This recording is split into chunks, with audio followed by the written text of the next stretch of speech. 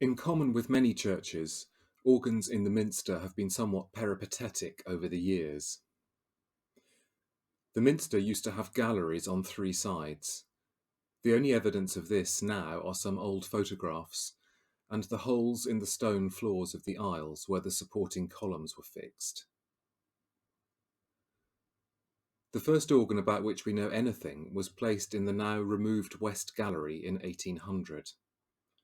It was a large and, by all accounts, unusual instrument built by Samuel Green in 1780, so it was second-hand by the time it arrived in Axminster.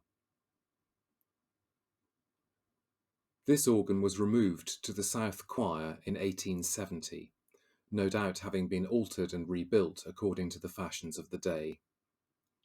It was removed and sold to the Manchester organ builder George Benson when the firm of Norman and Beard installed a new instrument on the north side of the choir in 1905.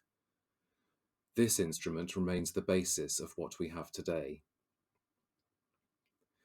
The Norman and Beard instrument was rebuilt, updated and considerably enlarged by Deans of Taunton in 2002. Placed at the head of the north aisle, the organ speaks west from its slightly buried position in this corner of the building. For an instrument with a stop list as impressive as this, its footprint is relatively small, revealing a certain amount of borrowing between manuals.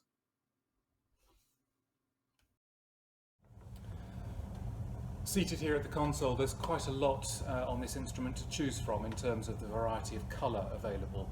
So what I'm going to do is just to demonstrate some of those colours by playing you just short extracts from a number of pieces of repertoire. Firstly, we've got the clarinet on the choir manual, and I'm going to use that in an extract from the Elegy by George Thalben Ball.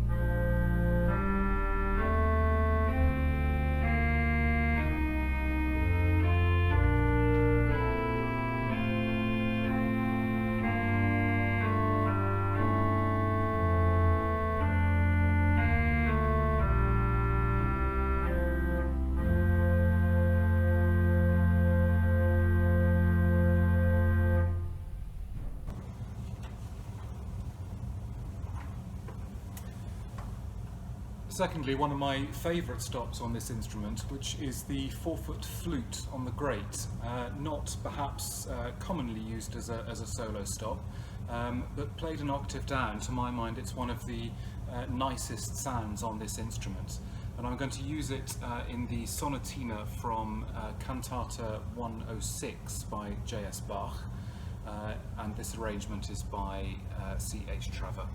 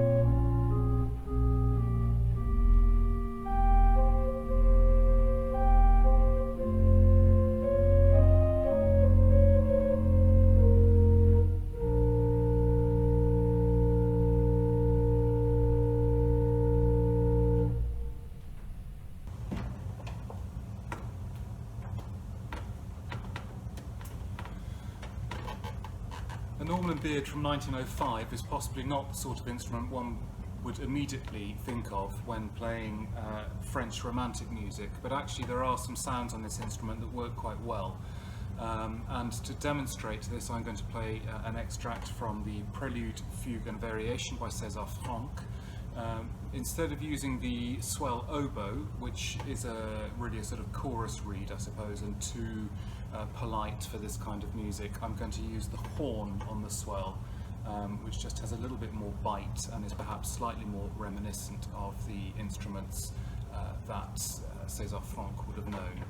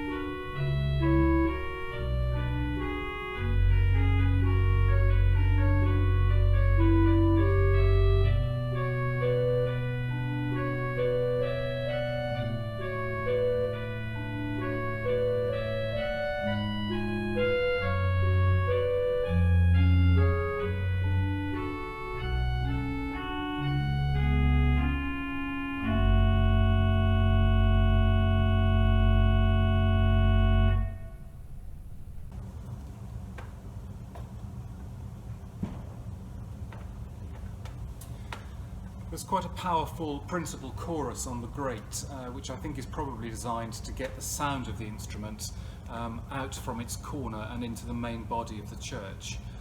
It's quite, as I say, quite powerful and quite present, as this verse from a hymn will demonstrate.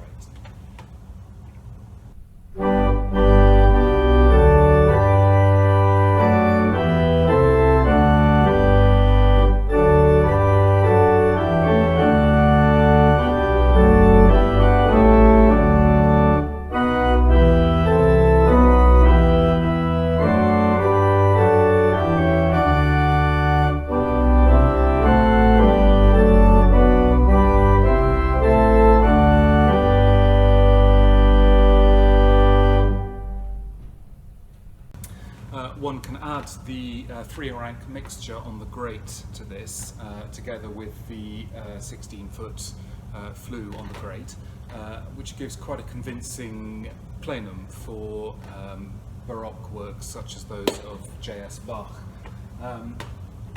I tend to use the smaller of the two pedal reeds, which is actually derived from the swell, because the main pedal reed, the double trumpet, is too loud for this kind of music. It tends to overwhelm the texture.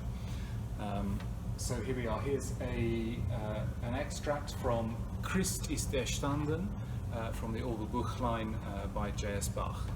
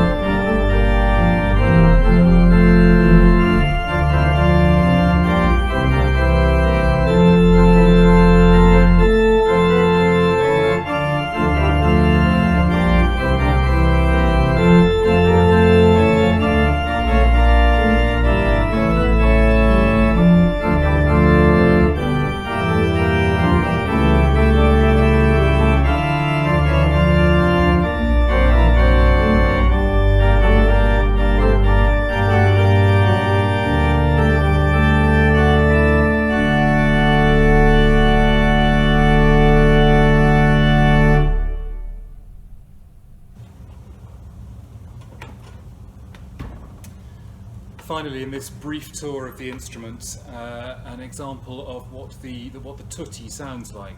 Here at the console, it's actually quite devastating, but in the main body of the church, it's not quite so intrusive. So here is an extract from the final movement of Charles-Marie Widor's Symphony No. 6.